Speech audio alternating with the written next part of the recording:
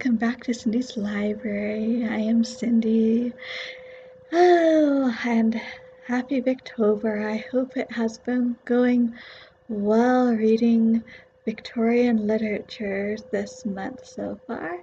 It's been going pretty well for me.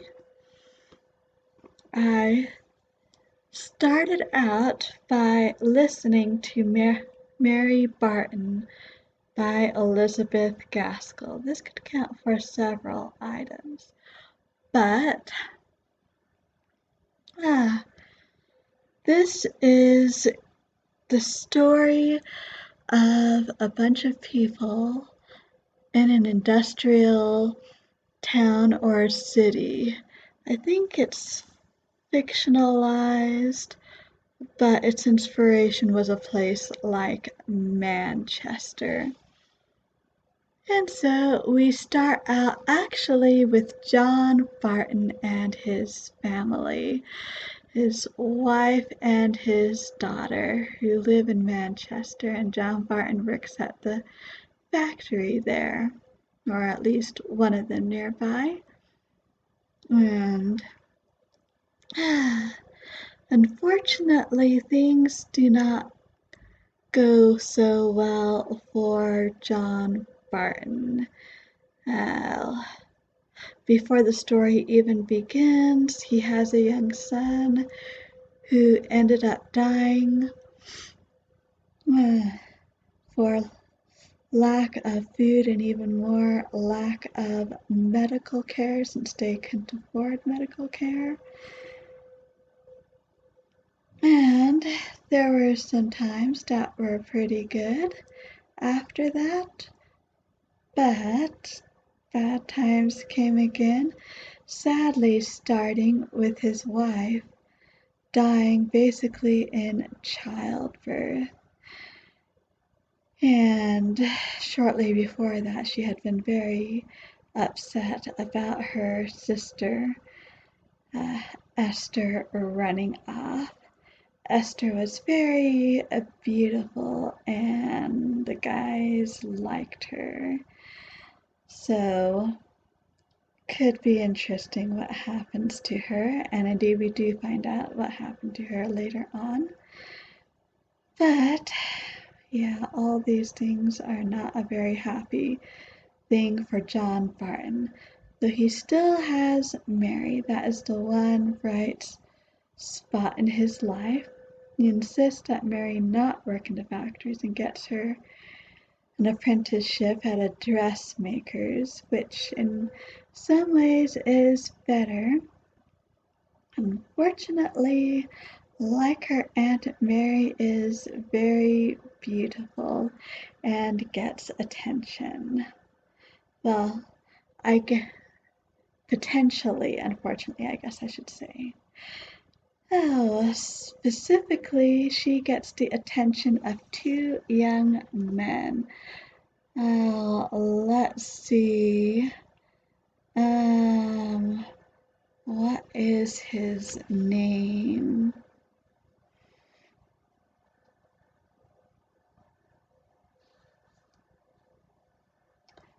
Let's see. Oh, Jem, that's right.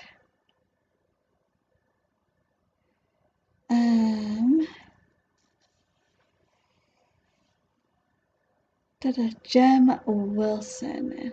That's right. That's right.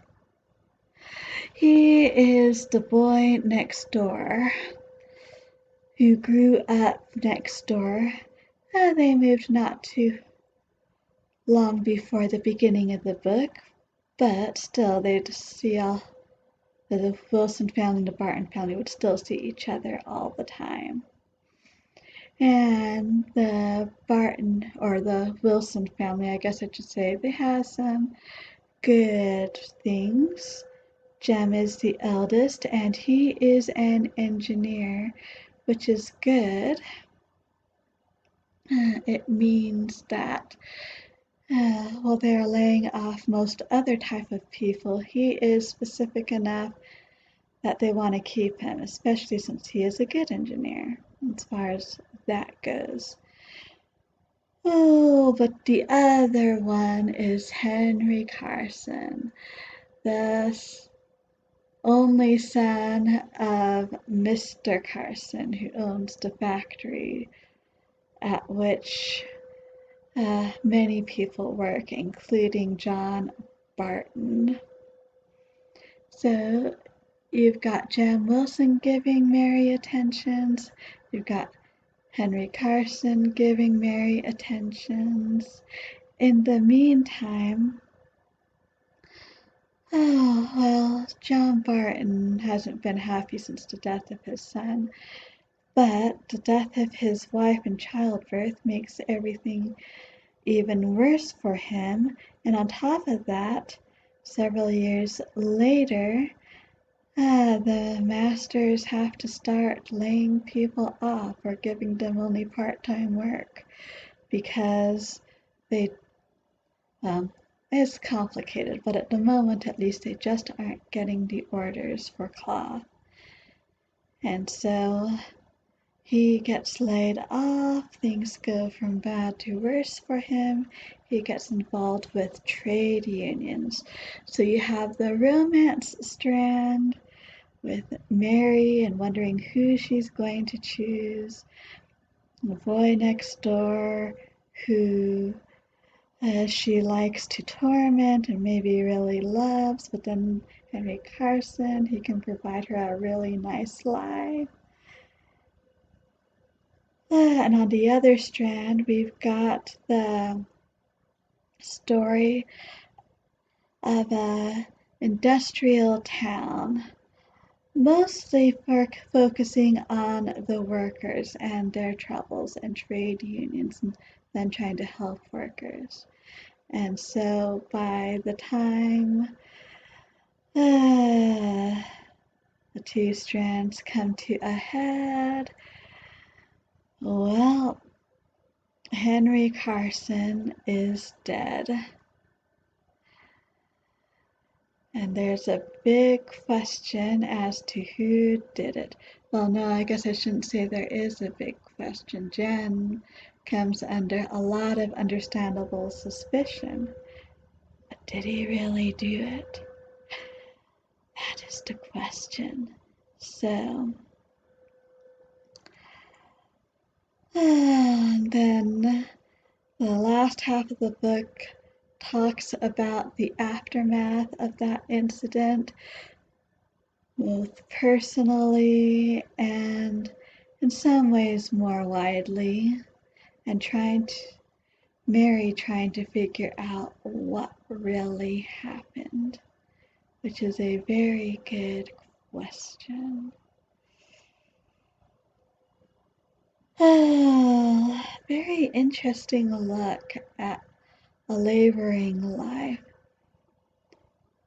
Under good times, under normal conditions, things aren't too bad for those working in the factories. They get a decent wage, they've got enough food, they've got enough extra, they can get maybe a couple extra things, can pay for some new clothes occasionally, they can pay for a doctor if needed, possibly.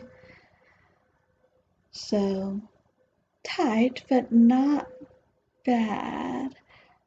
But during bad times, that's the problem, because without work, there's no money and they have to start selling things, trying to figure out how they can even pay the rent and where their next meal is going to come from, let alone about paying for anything extra. Forget a new or even new to you but used clothes.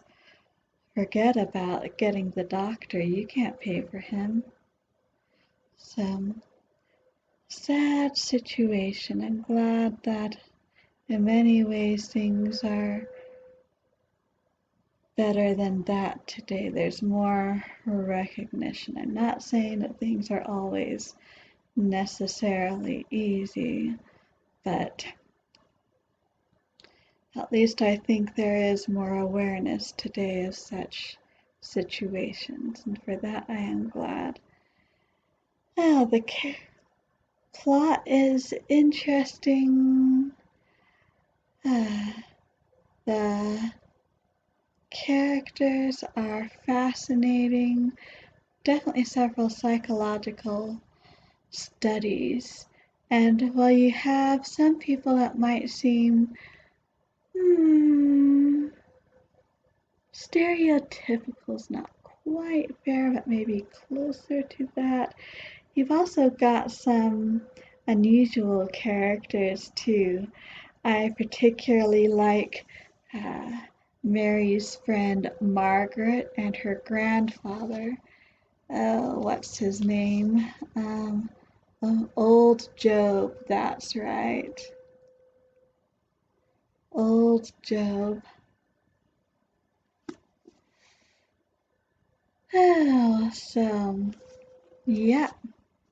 Mary Barton and Elizabeth Gaskell that I had not yet read. Very interesting. I highly recommend it if you're interested in Victorian literature. It covers some interesting themes from that time, especially if you're interested in the effects of industrialization, and also in some ways a character study.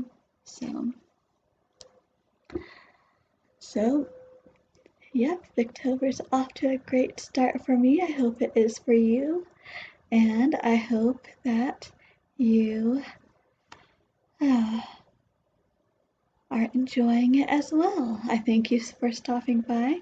If you've read Mary Barton, I'd love to hear what you think about it. And until next time, I hope we all stay safe and healthy. And as always, happy reading!